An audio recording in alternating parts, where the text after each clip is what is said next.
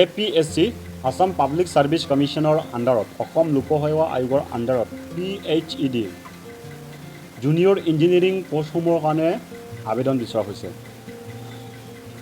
Assam public সাৰ্ভিচ কমিশ্যনে APSC আণ্ডাৰত issued the official notification for the recruitment of junior engineers under public health engineering PHED public health engineering Assam civil mechanical electrical আৰু chemical পোষ্টসমূহৰ কাৰণে আবেদন বিচৰা হৈছে।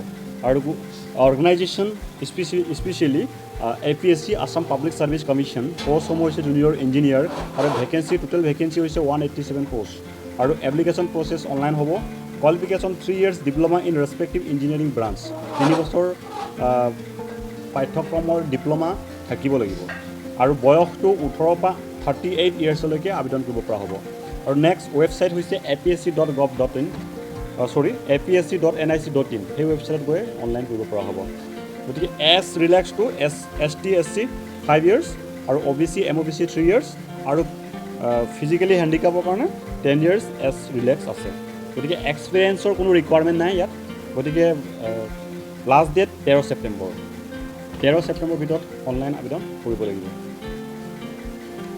সেইখিনি আছিলে APSC আণ্ডাৰত PHED খালী হৈ থকা পদসমূহৰ বিৱৰণ। Thank U.